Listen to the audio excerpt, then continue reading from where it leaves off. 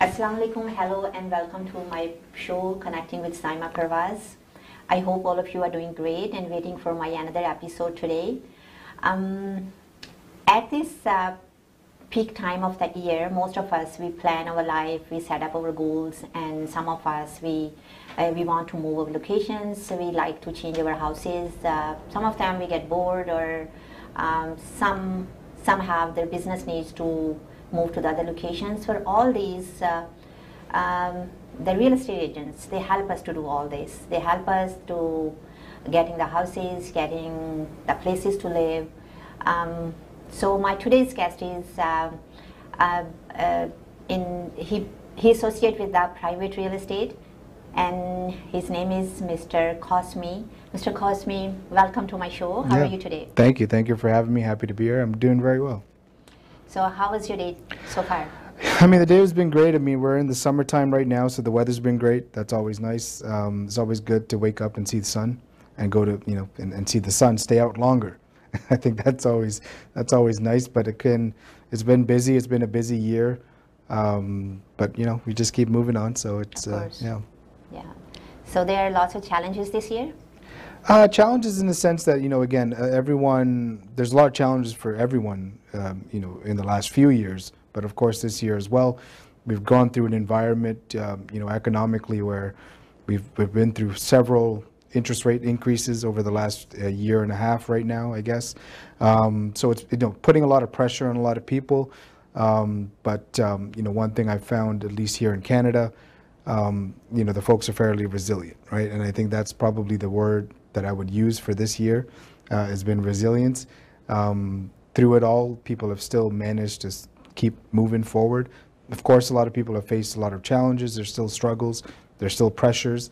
But again, people are finding ways to continue on. So it's been good to see, at least. Yes, so they have challenges. The people, even everyone, they have challenges in different. Yeah, I mean, personal life, professional life, even beyond, right? So it's been. Yeah.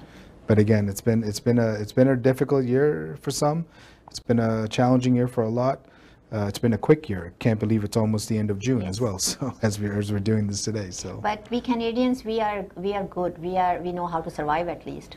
Yeah, and again, that's sort of speaks to my point, right? Like I find that again, maybe more than anyone else that I come across. I mean, Canadians, they just tend to be more resilient and just be able to roll with the punches, so to speak, and just keep moving, right? So you work for Equiton. Yes, right? correct. Yes. So Equiton, what is the company, and what do they do? Yeah, it's a good question. Maybe before I jump into that, I think it would help your audience maybe if they understood a little bit of a background on myself.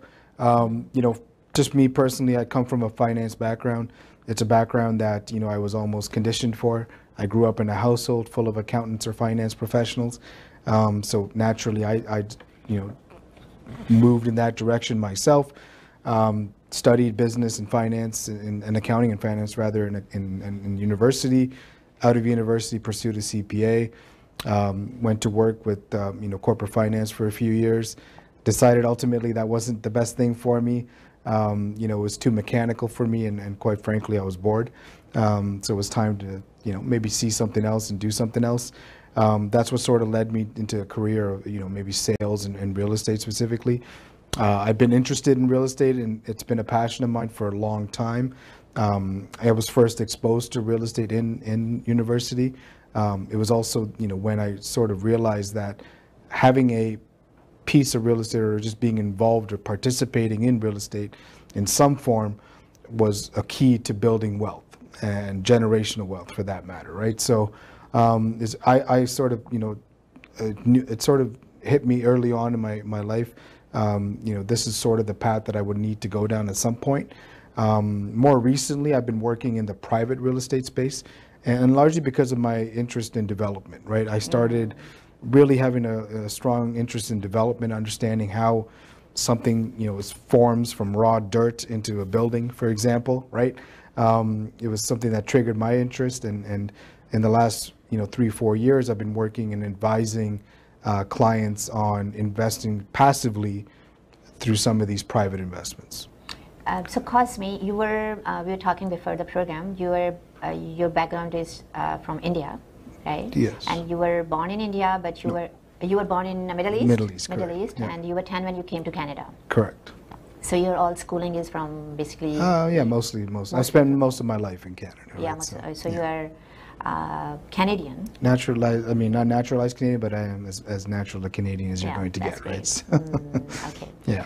Okay, so then after schooling, you have finished your CMA, that's what you told, right? And then you joined real estate. So is it like you want to be a builder or?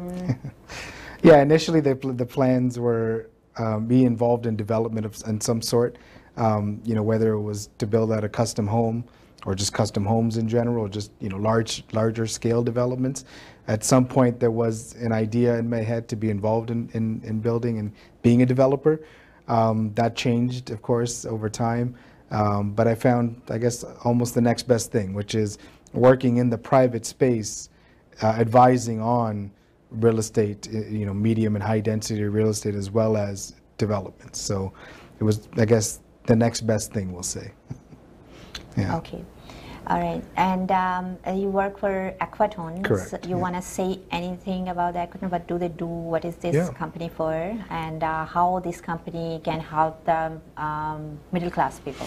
Yeah, so Aquatone, I mean, it's a good question because it's not immediately apparent what we do at Aquatone.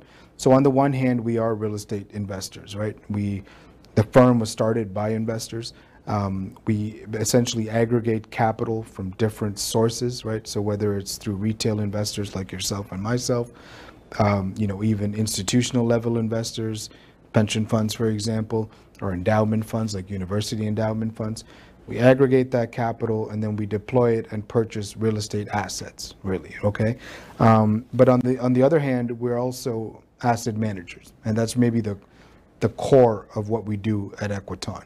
We preside over every real estate investment throughout its life cycle. So all the way from acquisition, all the way down to property management, right? And for ours, what we do is we help our investors build generational wealth passively through investments in these vehicles. And so really, at a time where we are right now, where it's becoming more and more challenging for, you talked about the middle class, becoming more and more challenging for the middle class to even just get involved or participate in real estate. That's where a firm like Aquatone sort of comes into play and provides options for, anyone really to at least have exposure to and participate in real estate, which is an asset class I think most people not understand, but want to be a part of.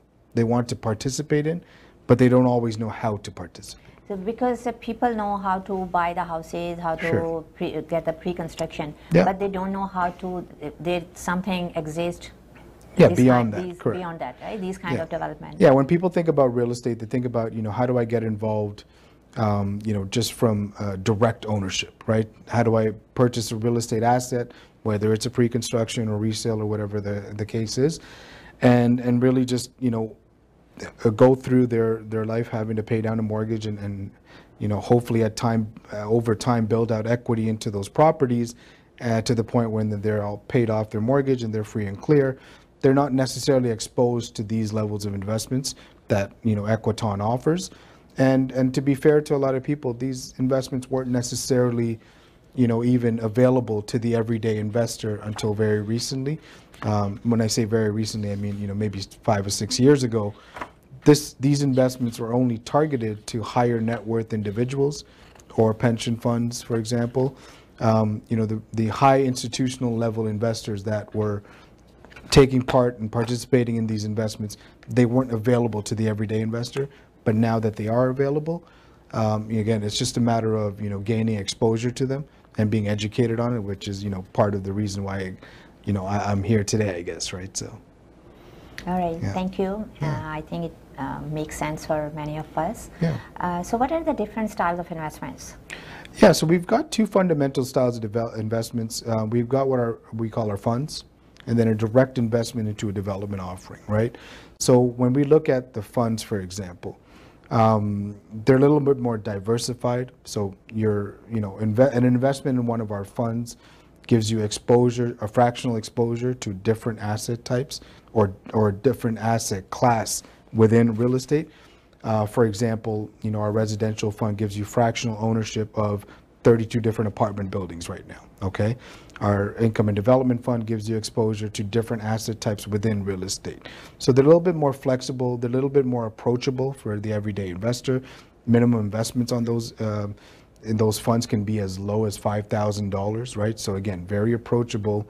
And they're also, again, a little bit more flexible in terms of, when people can enter and exit the actual investment. Very different than our development offering. Our development offering is a very largely concentrated investment. It's concentrated either in one specific location and in one specific area, but also time duration. A development can span anywhere from 5 or more years, and really you do not see a profit or you do not see your returns from your investment in a development offering until the completion of the development, which again can be anywhere from 5 or more years, right? So you've got our funds that can cash flow, pays you a monthly cash flow, but also can take advantage of appreciation over time. And then you have our development offerings, more illiquid, right? A little longer time horizon, but also offers a highest return. So it's that risk return profile that our investors typically have to weigh, what makes sense for them. And of course, guys like myself, as dealing representatives, as licensed dealing representatives, we're there to help them along that journey as well. So the minimum investment someone can do 5,000? Yeah, so on our funds, the minimum investment can be as low as 5,000. The minimum investment on a development offering is 25,000. And so again, that 25,000 largely reflects the fact that it's maybe targeted to more sophisticated investors, and also, in order to participate in something like that, the risk profile is a little higher as well, right? Because you're waiting for a longer time. The people who will be investing in these projects, they're supposed to live in Canada or they can be international? Yeah, so they largely should be Canadian residents holding either a SIN number or an address here in Canada. So that's typically where most of our investor base comes from. International investors, it's a special case, but it's all subject to review from our compliance department and whether or not that investment is suitable or not. So probably this program can be very good for the investors. Yeah, absolutely. Who really want and even beyond investors, right, Saima? If you think about it, again, if we look at the landscape where we are today, if you talk about direct ownership of real estate, for example, in order to participate directly in real estate, a few things need to happen. Number one, someone would need to have a large down payment. They have to come to the table with as much as $200,000 if you're looking at a property in the downtown core, right? That's 20%. That's already restrictive in its nature, being able to come up with $200,000 as a down payment. But let's assume they do, and they bring to the table $200,000. Maybe they don't want to deploy all of that $200,000 into one property, right? They don't want to put all of their eggs in one basket. But let's assume they want to do that and they want to purchase a property with the $200,000 down and to the table. Well, now they have to get approved for financing. Okay, let's just assume they get approved for financing. Now they have to carry that mortgage and be able to service that mortgage. And we've seen now through the interest rate hikes that we've been experiencing the last year and a half, how many folks are now under pressure in terms of their mortgage payments, right? So it becomes a case of, almost all of us. Yeah, and it becomes a case of, if you can't service that mortgage and you don't necessarily want to put all of your eggs in one basket, but let's assume you want all of that. At the end of the day, when you're investing in real estate, the one thing, and this is, really where my clients typically tend to, be deterred from direct ownership, they don't want to be a landlord, right? At the end of all of this, you still have to be a landlord, which quite honestly can be a part-time job on a good day, right? So, not a lot of people are built to be a landlord. They just don't have the expertise to do it or just don't have the patience to do it. And this is where a lot of real estate investments fall apart too. So for the folks that, don't want to put all their eggs in one basket, don't necessarily like the idea of servicing a mortgage, and don't want to be a property manager, this is another option, an alternative option we can call it, where they can still participate in real estate, can still take advantage of some of the benefits that comes with ownership of real estate, but without having to actively manage the real estate. So who are the people, like, currently even the cost of living went so up, so people can't even afford their things. That's what we were discussing, right? Yeah. So who are the people? Where can they get money to? Yeah, so again, a lot of my investors, they come through using registered funds actually. So RRSPs, TFSAs, LIRAs, RESPs, really any registered fund under the sun with the exception of the registered disability plan. A lot of folks, again, as they're working and they're building up their registered plans, whether it's through, a corporate plan or even just, they've been putting aside money up by themselves and saving through some of their registered vehicles. What they find is, again, they don't know necessarily what to do with this money, right? They have it invested in the public market, but then they've recognized that the public market, especially last year, the public market is very volatile. Right, so they experience quite a few swings in their investment, and if they can't rely on the public market entirely to be stable and consistent for them in order to provide a source of income for their retirement or for whatever it is that they're looking to do, they've had to look elsewhere, which is where, again, a company like Equiton comes into play.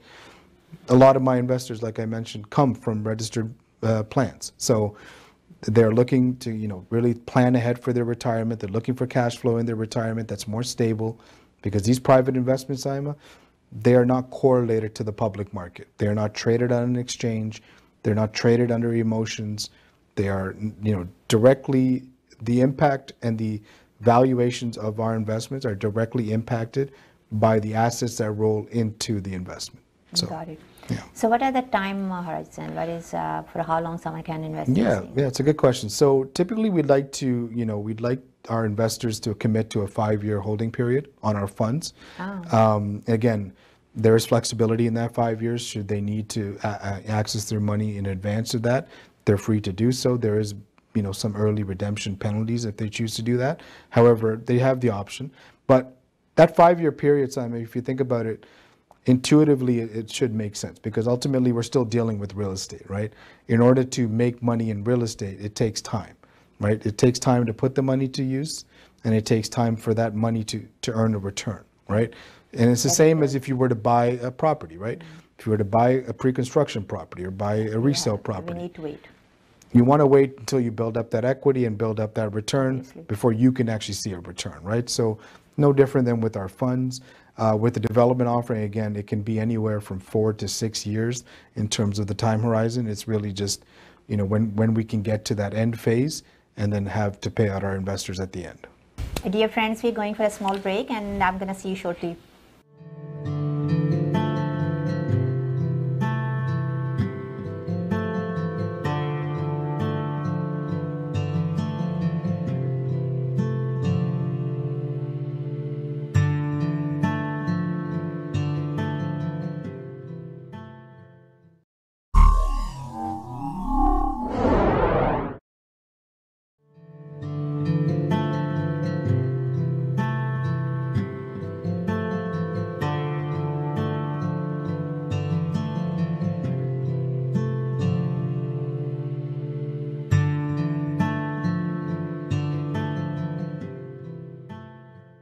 Hi everyone, we are back. Welcome to my program, Connecting with Saima Parwaz. We are here with Mr. Cosme.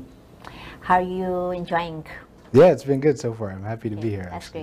great. It's an enjoyable set. I enjoy this. So my audience is getting so much information. I hope so. I'm hoping at the very least they'll walk away with this with some education. So this program is very good for the investors. Yes. Right? The ones who just started or who are already invested in few projects. Yeah. Right? Actually, it can be. It's actually beneficial to everyone beyond that too, right? I mean, again, my investor base comes very differently. Like I have university students that are investing. Oh. Again, just because they understand some of the challenges that they're going to face at some point, right? So they want to get a bit of a jump start on their investing career, which is great to see for people that at such a young age.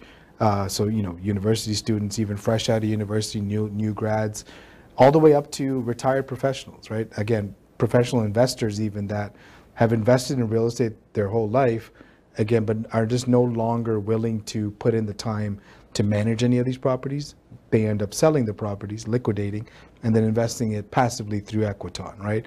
So we've got everything in between, and everything from everyone really in between and beyond. And that's what the beauty is about this investment. You know, I like to tell people it's not an either or scenario. It doesn't always have to be an alternative. A lot of folks that invest through us actually find it as more of a complementary piece to their overall portfolio. So they're still actively involved in active investment in real estate.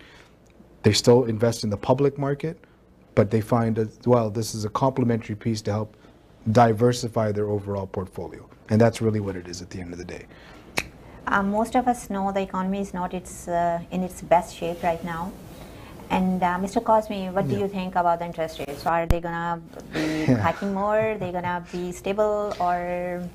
Yeah, it's a good question, and I don't know that your audience is going to like the answer, but the answer I think is there will be another rate increase. We just recently had one.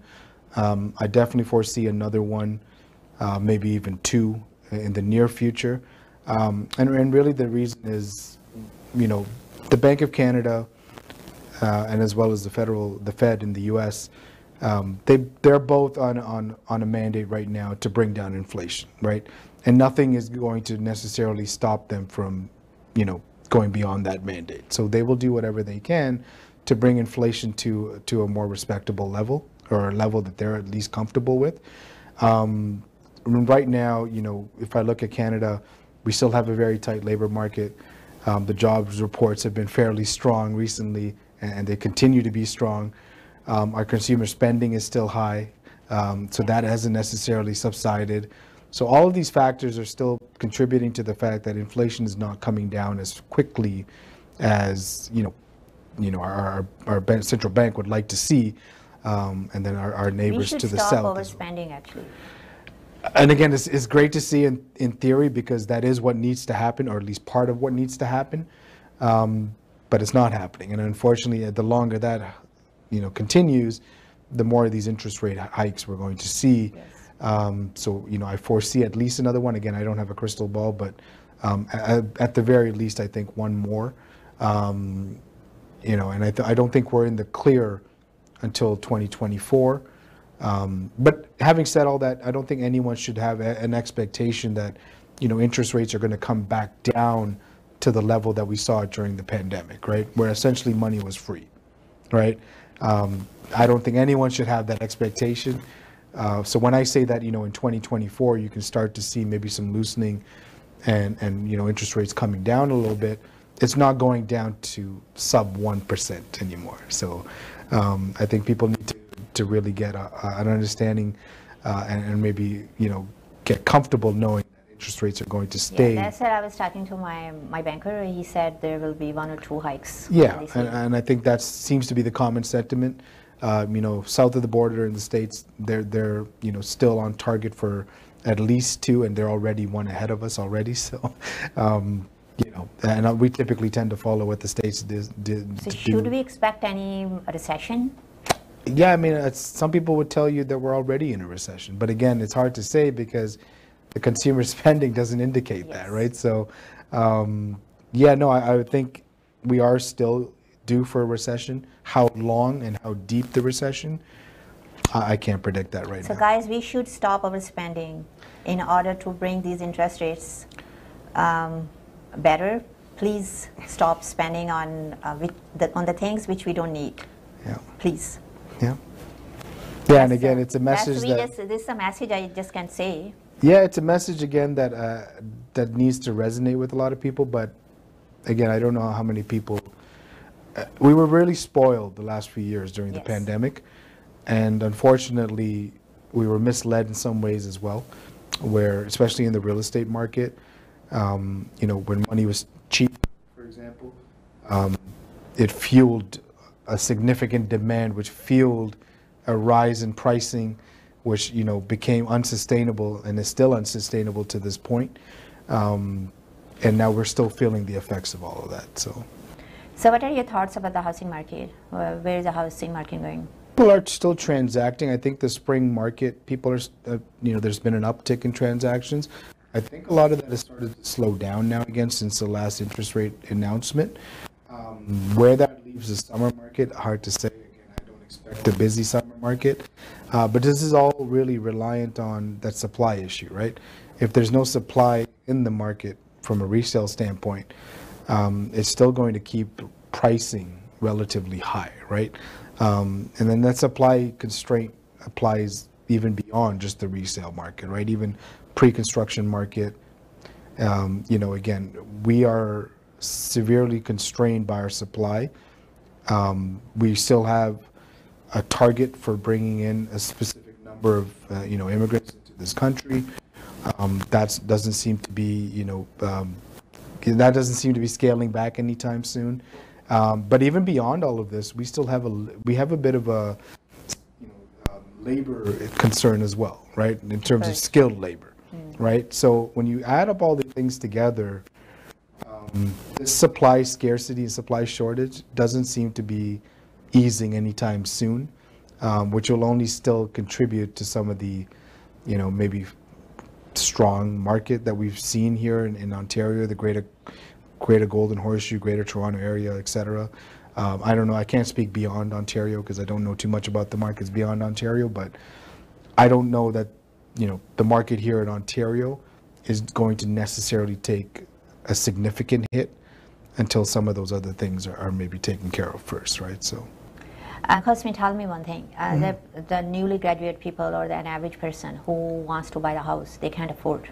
Yeah. Because of the cost of living and the rents and the mortgages, everything is like depending and how they can afford. What is your advice? Yeah, that's a good question. Again, it's a tough question to answer simply because new graduates, the expectation is they're not coming out of university with a lot of capital on hand. So I would even take it a step back and say, for those that are in university, for example, maybe your first, exposure to real estate is from an investment standpoint, where you are, say you're going to university on campus, you and maybe a couple other university partners or any other business partners you can find, you purchase a property together with the help of your parents, of course, that can be, co-signers, for example, and now you're owners of a property that you can at least rent out at some point, generate some form of income while you're building some kind of equity in that property. And then maybe you transition from that property into home ownership at some point, if home ownership is your ultimate goal, right? For somebody coming out of university or that young, I don't know that home ownership is their goal right away. Ultimately it will be, maybe for a lot of people. But of course, I think the focus should really start to be, on building passive and residual income first in order to build their capital sources and build their sources of capital so that it can help them transition in the future into whether it's a home ownership or just continue to scale their investment portfolio. Unless their parents help them. Well, I think the parents at some point, will come in handy, especially coming out of university or in university, to help co-sign for some things. But of course, as parents are starting to retire as well and downsize themselves, there's some wealth that's going to be transferred as well. So maybe maybe they can benefit from that as well. So there's no easy answer to it, I guess. Yes. Right? So. Okay. But that makes sense. Yeah. Yeah. So there are lots of immigrants and international students, they're coming to Canada, right? Yeah. So are they fulfilling the demands of labor, like somehow? I don't know that I'm in the best position to answer that from my vantage point. I don't know that the immigrants that were coming to Canada are filling some of the skilled labor shortages or gaps that we need right now. So, again, especially if it's just students for that matter, right? They're just coming here to learn. They're coming here to get educated. They're likely going to take, the jobs that are part-time at, a grocery store, fast food restaurant, whatever it is, in order just to sustain their lifestyle, right? But from a larger standpoint, I know, again, our government here in Ontario has put a bit of a focus on, targeting more specialized skilled labor. And it was great to hear that. And I'm hoping that, that is something that continues to be the focus, because ultimately this country only grows through the immigrant base that we bring in, right? We are not naturally growing within the country, which means, birth rates are fairly low. So we're not producing more people. So ultimately we have to bring people into the country, but bringing people in with a purpose as well, goes a long way as well, right? So. Okay, makes sense. Yeah. So we were discussing before the recording the rental market, and average person, they can't even afford the rent, right? Yeah. So what you want to add up, like what you want to say to my audience, like how can they afford the rent, and what should they do? Should the few people should live together, or they should live with their parents, or? Yeah, I think again, if you can live with your parents as long as possible, of course, I'll advocate for that. But if that's not necessarily something that's not something that you want, or not something that's available to you, being able to just again partner with a lot of people, whether it's roommates, whatever the case may be, in order to help sustain some of these rental rates, because the rental rates have become a little crazy in the last few years, or in the last few months even. Look, the rental rates are a direct impact of some of the concerns that we still have here from our housing crisis standpoint, right? We still have a fundamental lack of supply here, and we still have constraints in terms of entering the real estate market from a direct ownership, right?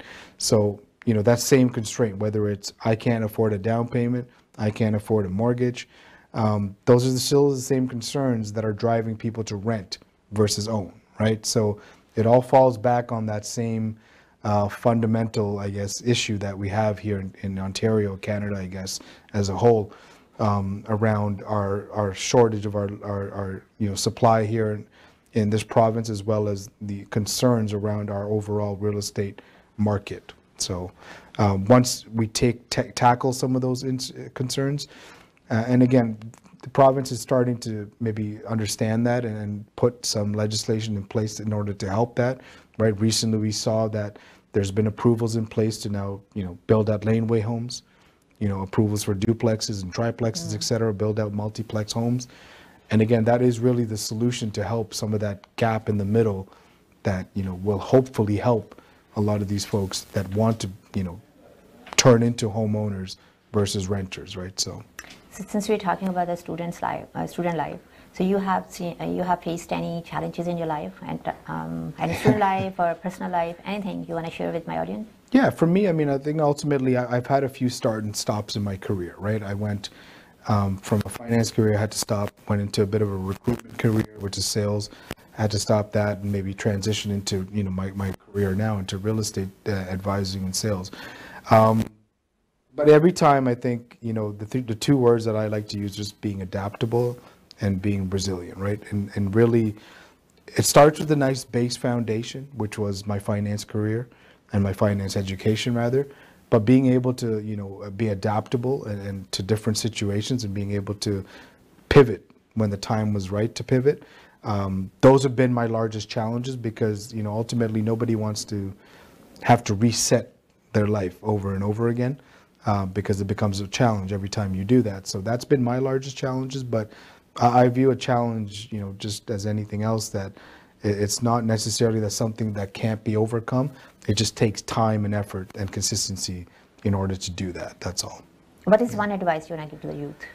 To the youth, honestly, and it's the advice that I would have given myself years ago, and it's advice that I indirectly got, but didn't maybe take advantage of, and that's wherever you're looking to take your life, or whatever your passion is, maybe identify somebody that's already maybe doing what you want to do, or even, on a trajectory of doing what you want to do, and seeking out that individual and maybe just getting advice from them, or even finding a mentor.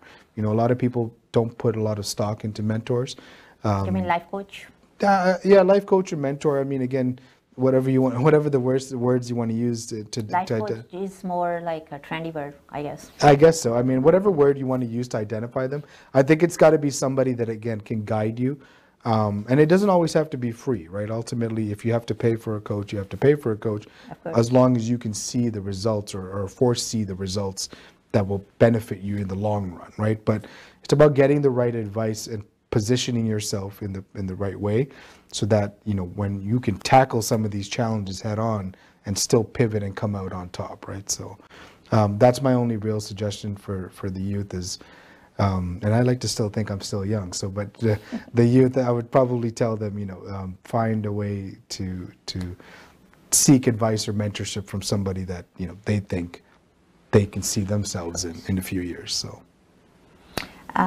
This program has been sponsored by We Donate Foundation. We Donate Foundation is around for the 3-4 years and helping the communities. Their food drive is open every Saturdays.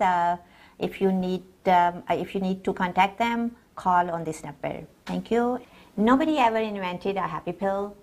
You're the one who's going to look for happiness for yourself. Thank you, and thank you so much for part of my program today. And I hope to see you again. Yeah, again, I'm happy to be here, and I was glad you invited me.